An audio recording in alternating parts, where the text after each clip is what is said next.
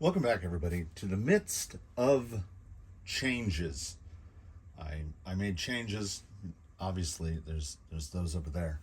Because as I was tinkering with them, I noticed the only way that the rig kind of sat okay was in the lower hole on the, what are they, Galand shock towers, and they had to be leaned just so in the back. I've read this and that about people talking about Marlins and going to longer shocks. So I think he actually sits a hair lower. I had bought shocks for Rusty for a failed experiment.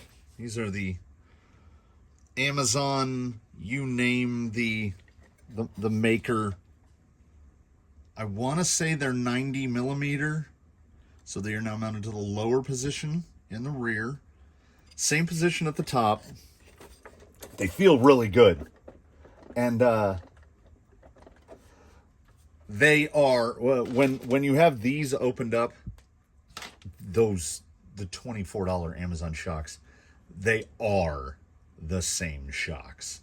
So that is the only change that's been made. I did go through all the contact points with my good friend Dry Slide Bike Aid because the front was super squeaky. And now, pretty nice. Little body crinkle there. So what we're going to do today, this is going to be brief. I also, just for test clearance purposes, mounted a shaved down TRX4 bumper. It just fits so good with the back end. I think it's too long this way. But that's about how far out I would like a bumper to protrude. So no other major changes to setup have been made. I did make another thing that I'm inordinately proud of. It's a piece of aluminum drilled out to 2 millimeter. That's a 2 millimeter screw. Put that on one of the scale wheel bolts. Look at that. We've made us a wheel lug wrench so that I can get these bead locks off. I'm desperately trying not to over tighten or strip any out. So what we are going to do with this guy, as we have made one change. Oh, also, you probably saw it a little bit. I had that steering linkage laying in a bin, took it apart, got it readjusted. The boot, I can't remember on full scales. I can't remember if the boot goes at the bottom or the top. The boot is at the top for me because the boot would be hitting the leaf right there. So that's how that's gonna run. So what we are gonna do today is we're gonna make one change at a time. We've made one change. We're gonna drive it on that one change. After that change, we're going to drop 5 millimeters. And we are going to try these 1.9 KLRs. These are 106 millimeters tall. These are about 101. And then after we test those, we're going to drop 5 millimeters again. We have borrowed Rusty's J-Concepts Bounty Hunters, and we are going to try those out. So we are going to test 106, 101. These are right 95, 96. Because as he sits up pretty high, the suspension feels so good now. We are going to see if taking tire size down, make sure not to lose that, I just made it.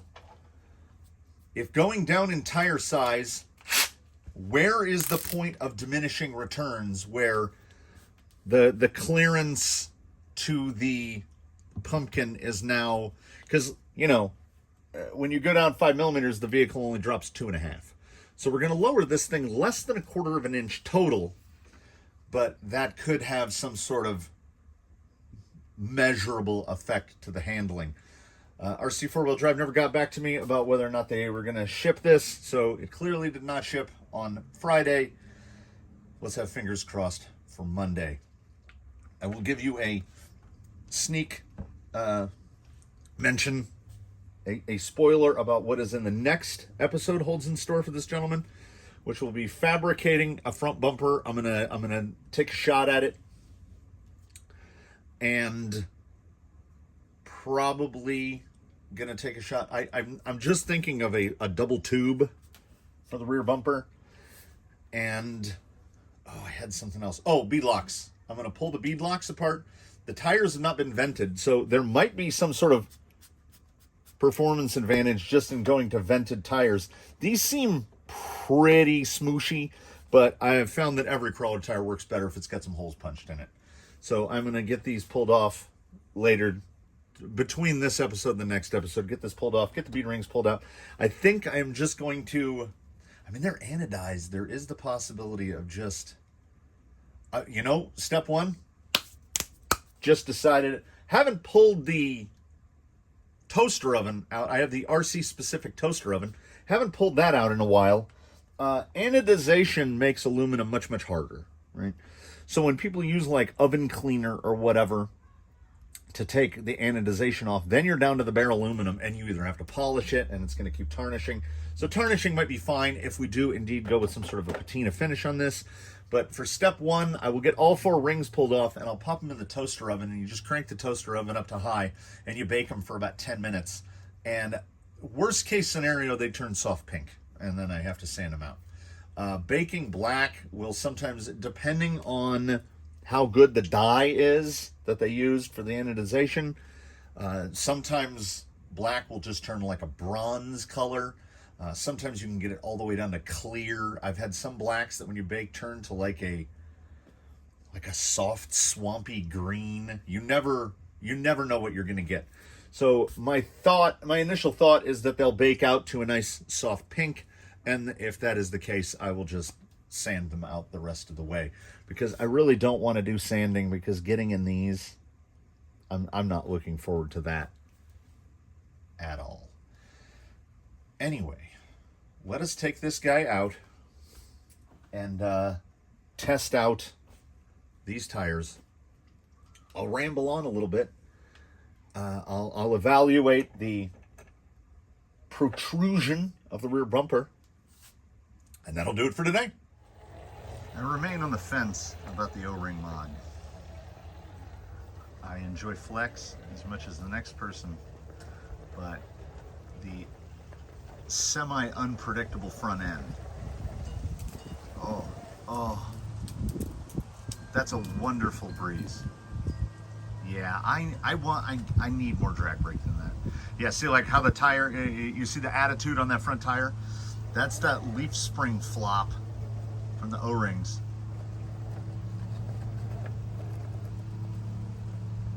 Look at a little sidle angle here. See how we're gonna pull through this.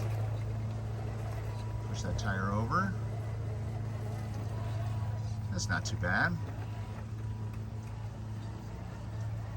You can see the gates here still remaining from elimination round 2.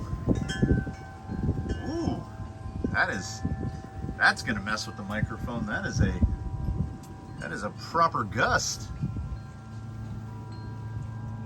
I want to see this rear wheel drop them out.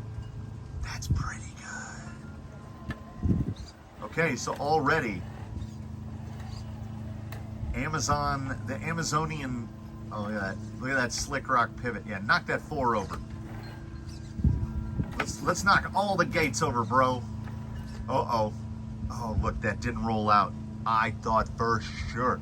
Yeah, that front end slop, I don't know. But the rear end, so maybe just pull the O-rings off the front to get that front end tightened up a little. Oh, he seems wildly more stable, which doesn't make a ton of, oh, gate kills. Gotta get your gate kills, bro. You went right over it. Yeah, there's just, because the 5 slot 16 turn, it's just got a little too much punchy to it. That was a little bang on that rear bumper, not too bad. Oh, that is good. Oh! You know, I mean, I thought I might be able to get out of it, but the sound that Lexan makes scratching a rock, ABS is way, way worse. I don't want to say he feels transformed, but That longer shock should not have made this much of a difference. It's the same shock, it's just longer. Yeah, this was, no spoilers. Okay, maybe a little. This was a bit of a chalky nightmare. Like, everybody came out of here gray. Because this was all fresh and has never been driven on, and tires were just cutting through the top layer.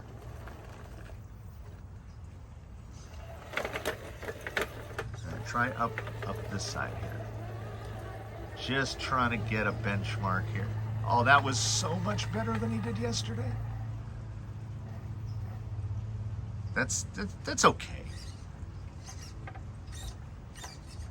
The leafs are definitely something to get used to. Now this is an iffy place to be, because this gets really sheer right here. I will want to evaluate this. It's good deflection in the rear. Ah, it's pretty good. Oh yeah.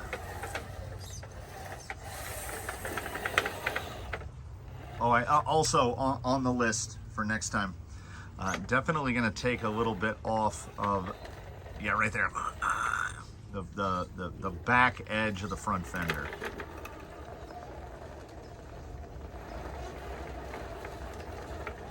Yeah, I think these tires with a little bit of attention, particularly ventilation holes, I think will improve things all around. Let's see a little angle here. I feel like two-wheel motion.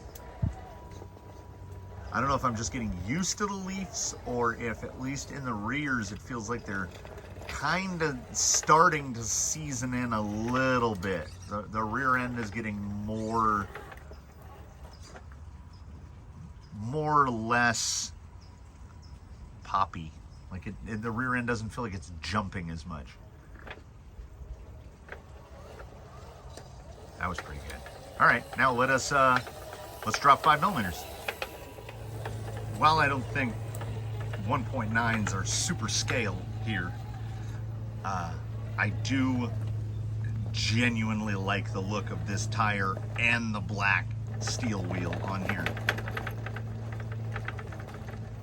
You can tell these tires transmitting a bit more vibration through to the body.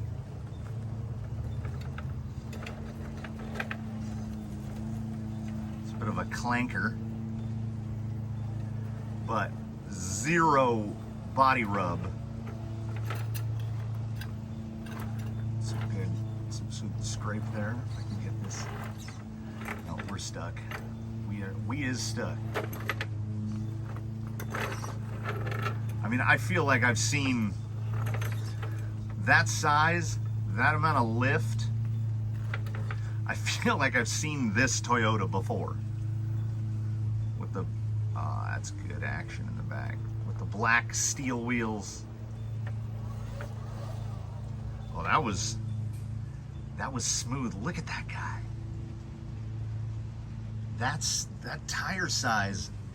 I'm liking that tire size. They're narrower. They still, yeah, that fender really needs some, that's not the leaf, that's it hitting that corner of the fender. So those front fenders do need some attention. Let's try getting up, rounding across the top of the wood here. Little bump.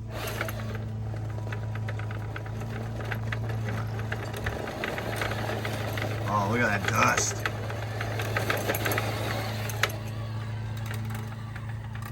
I feel like the turning circle improved. Now let's see dropping in here. Those tires and wheels just look so good.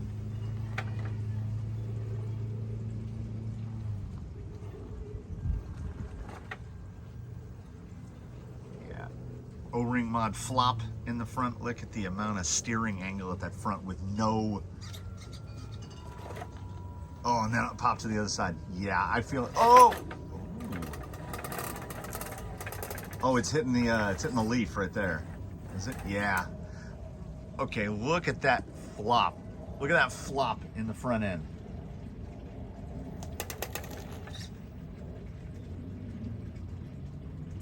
Yeah, I'm gonna have to take those O-rings out of the front. I think they're fine in the rear. I like the increase in flex. So I like the width of this tire. I like the look of this tire.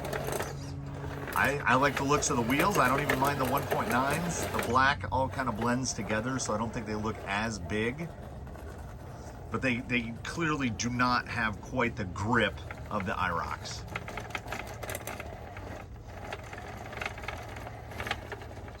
And what, they are so noisy.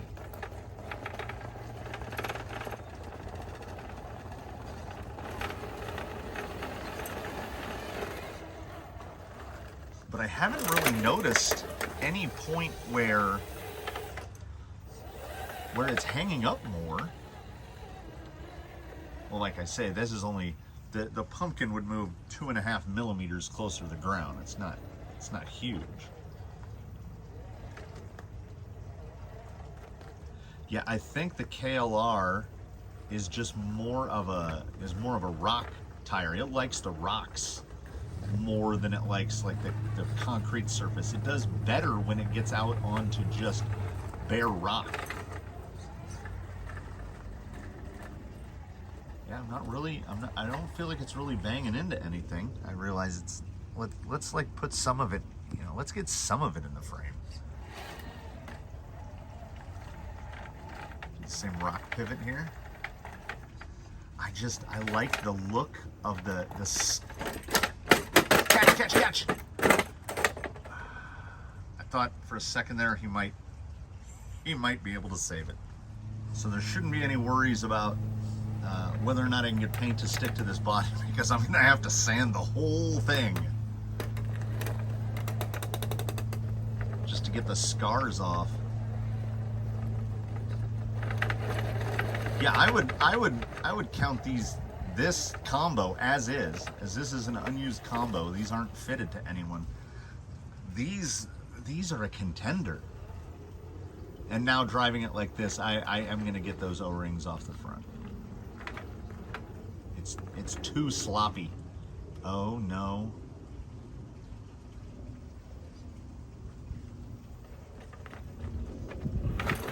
Ooh. Let's try to minimize the rolling. All right. As that tire is up high. And it wouldn't be that high if the front end wasn't flopping out. All right, let's go down another 5 millimeters. Looking at that thing up close to change the tires, you can really see how how much beating that body has taken already. Now this is the first that, like, this is a non-OE grade tire. Like the KLRs, no disrespect to the KLRs, but the Bounty Hunters are a... Oh, okay. I can feel the height difference now. Like, it feels lower. But Bounty Hunters still looking like an LT radial, really.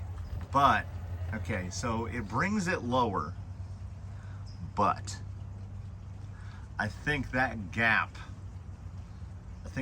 I would have to lower the truck. They are, oh. Yeah, I don't want to, oh, that was grinding the front end. I think they are, it's a good save. They are at the limit. Like right there, pushing the axle over.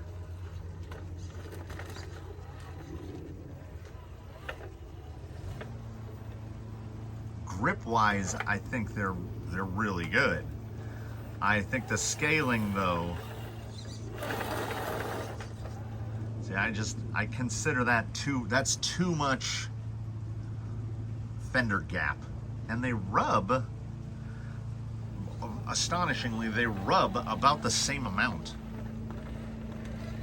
Yeah, the sloppiness, the O-ring induced sloppiness in the front end is really emphasized on these tires. These are more of a throttle up tire as their blocks are so tight. Yeah, as we see right there. Yeah, I think even if I had made a decision to leave this body red, you gotta like paint it. You gotta prime it or paint it black on the inside, because the light coming through the door right there it's ruining it for me. Now across here.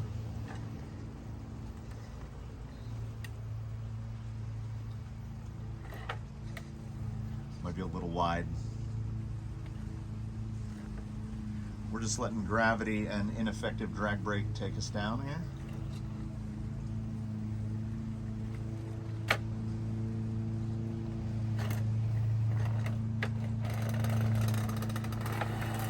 Quite a bit of rubbing on the leaf.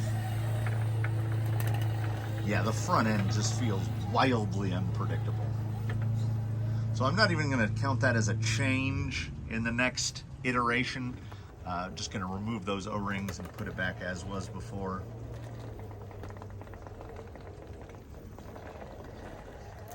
I really like the longer Amazon shocks. See right here? The bounty hunters don't want to make, I was going to say don't want to make it, but you just give it a bit more throttle. Yeah, and I am going to need a front bumper that is really tucked in. What is it, A&M Garage? I like the one that they have, and it's not off the table, but I am going to try my hand at fabricating one first before I order anything. Yeah, these tires are good. For me, let's see if I can navigate down here back behind the rock. I can basically, hey, I was gonna say I'm directly behind the camera. I can only see what the camera sees. So I couldn't really get a good line on the truck. No, a little more, come here, come here, come here. That's a good one.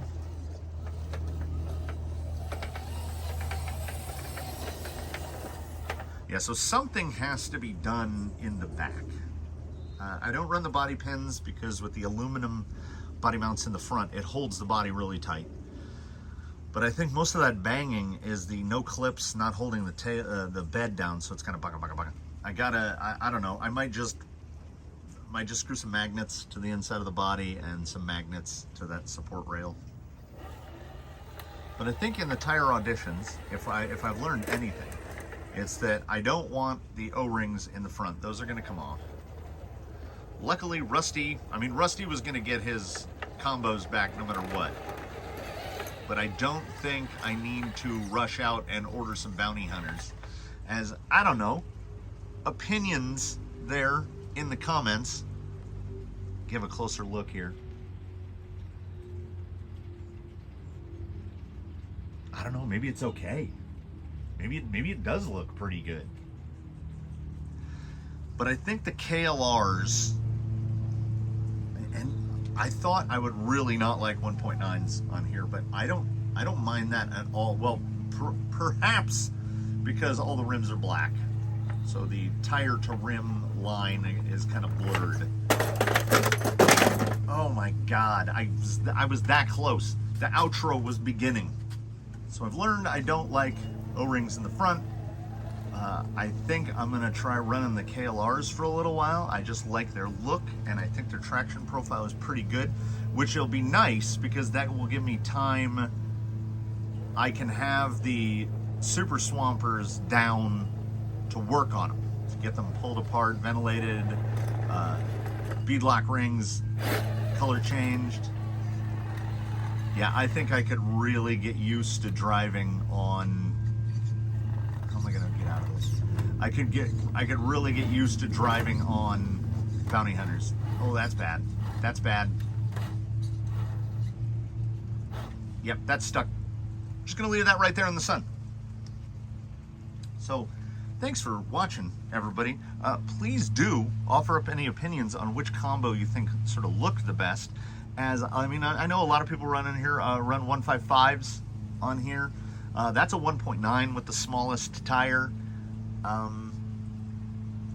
I like those KLRs in the middle, 100 millimeter, a bit narrower. As you can see the size difference there, both in width and everything. I liked that look, and also probably helps. Those KLR combos are a little bit heavier.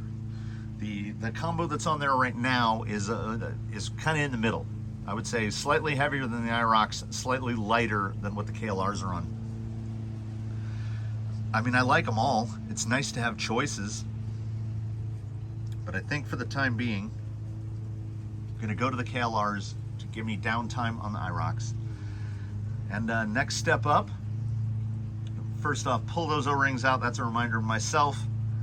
Start fabricating a front bumper, and if the front bumper comes out okay, start fabricating a rear bumper.